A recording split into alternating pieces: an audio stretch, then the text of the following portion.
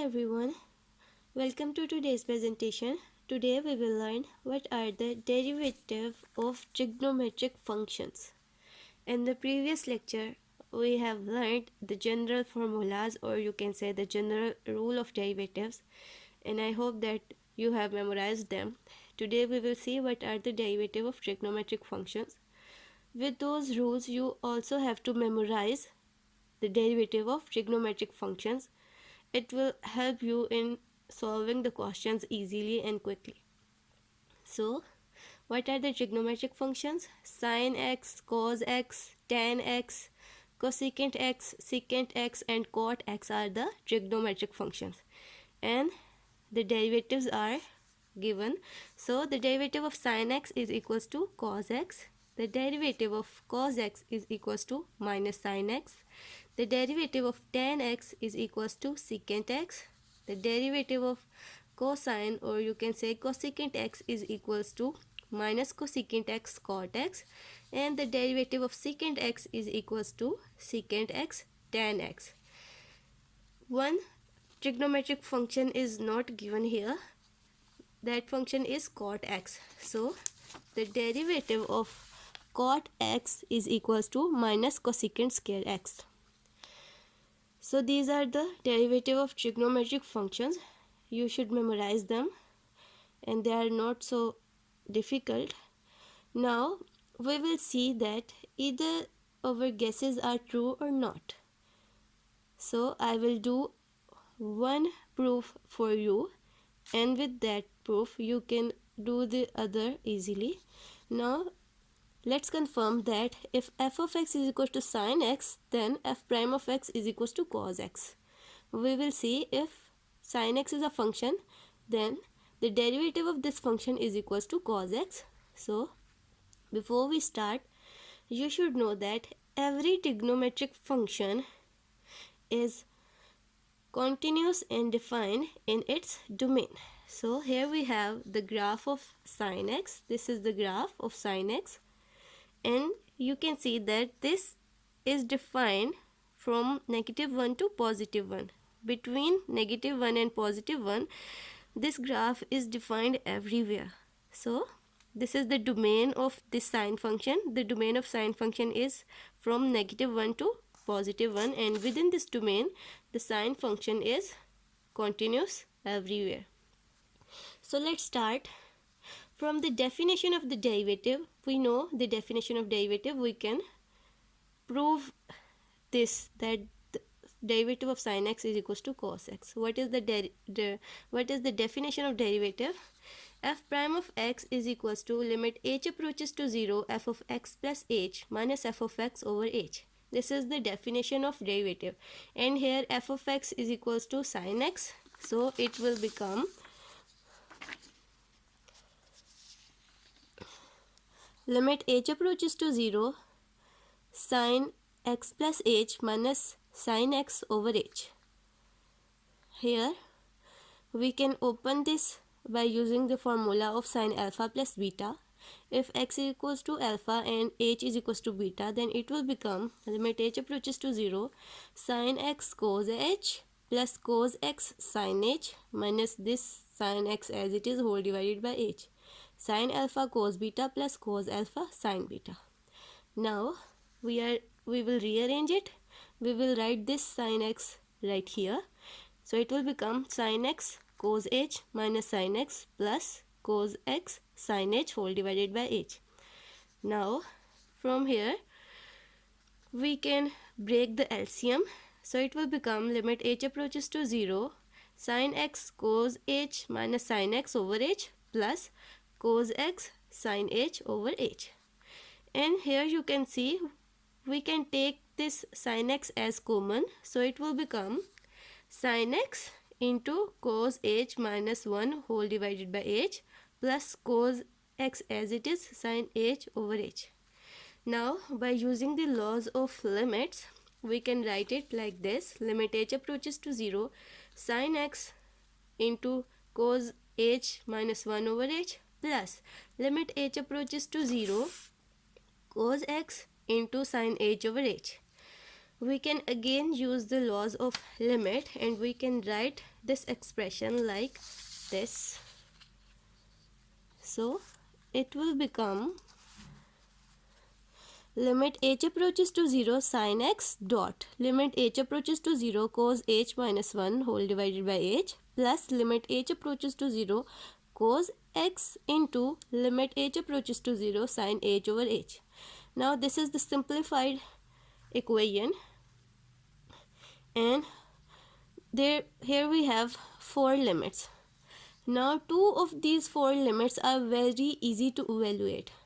Which are those two limits? This limit h approaches to 0 sin x, and this one limit h approaches to 0 cos x. So we know that limit h approaches to 0 sin x is equals to sin x, as in this expression there is no h. Similarly, limit h approaches to 0 cos x is equals to cos x. Now you have seen that two of these four limits are very easy to evaluate, which are sin x and cos x. Now we will evaluate this limit. So take limit h approaches to 0 sin h whole divided by h. Here you can see that if we directly apply the limit, it will become undefined.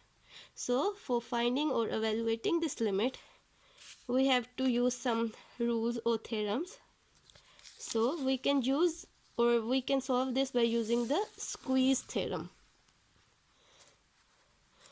That limit can easily be evaluated by using the Squeeze theorem. And what Squeeze theorem says, it says that if g of h, f of h and k of h are three functions, and g of h is less than equals to f of h and f of h is less than equals to k of h, and this is the relation between these functions, and if the limit h approaches to a of g of h is equals to some finite number L, and the limit h approaches to a of k of h is also equals to some finite number L, then the function which is squeezed between them also approaches to that finite number L if we apply the limit on it, the same limit on it. So the limit f of h approaches to a is also equals to L.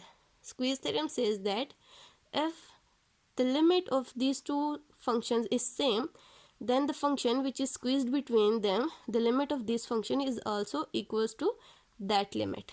So this is the Squeeze theorem, and we can evaluate the limit of the third function sin h over h by using this Squeeze theorem. For this we have to consider two functions, g of h and k of h. So consider g of h is equals to cos h and k of h is equals to 1. And when we apply the limit h approaches to 0, g of h, which is equals to limit h approaches to 0 cos h, then by applying the limit it will become 1. It will give us the finite number which is 1. Similarly, when we apply the limit h approaches to 0 to k of h, which is equals to 1, then this will also give us a finite number 1. So by using these two limits, we can say that the function which is squeezed between them, which is f of h, which is sin h over h, will also give us 1. So limit h approaches to 0 f of h, which is equals to limit h approaches to 0 sin h over h, is equals to 1. Now 3 of 4 limits are known, and we have to evaluate the fourth one. Now we have find the value of remaining limit, which is limit h approaches to 0 cos h minus 1 whole divided by h.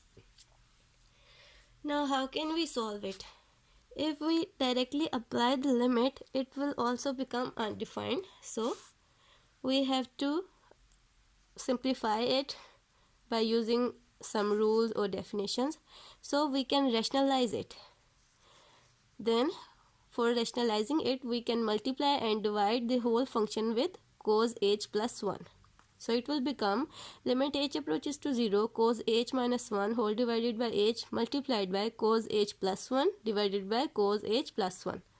Now here you can see we can write them like cos square h minus 1 square, as we know that a square minus b square is equals to a plus b and a minus b here. this is a minus b and this is a plus b, so we can write it as a square minus b square, and the square of 1 is equals to 1, so it will become limit h approaches to 0 cos square h minus 1 whole divided by h into cos h plus 1. Now we can use an identity of trigonometric function, which is cos square theta plus sin square theta is equals to 1. Here we have cos square h minus 1, so it will become minus sin square h. Minus sin square h is equals to cos square h minus 1 by using this identity. So this expression converted into this expression. Now we can further simplify it, like sin square h can also be written as sin h dot sin h, like this. So it will become limit h approaches to 0 minus into sin h dot sin h over h into cos h plus 1.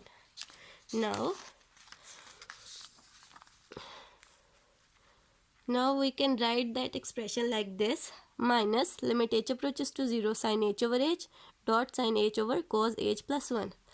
Now we can again use the laws of limit. We can write it like this, minus limit h approaches to 0 sin h over h dot limit h approaches to 0 sin h over cos h plus 1. Now this expression is same like we have solved before, that limit h approaches to 0 sin h over h is equals to 1 by using the squeeze theorem, so it will become minus 1, this minus, and the limit of this is equals to 1, and we can apply the limit over it. It will become sin 0 over cos 0 plus 1. We know that sin 0 is equals to 0 and cos 0 is equals to 1, so it will become minus 1 dot 0 over 1 plus 1. So it will become minus 1 dot 0, so the answer is 0.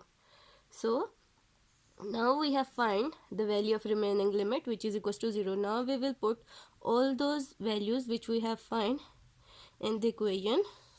F prime of x is equals to limit h approaches to 0 sin x minus limit h approaches to 0 cos h minus 1 over h plus limit h approaches to 0 cos x dot limit h approaches to 0 sin h over h. The limit h approaches to 0 sin x is equals to sin x. The limit h approaches to 0 cos h minus 1 over h is equals to 0, this 0.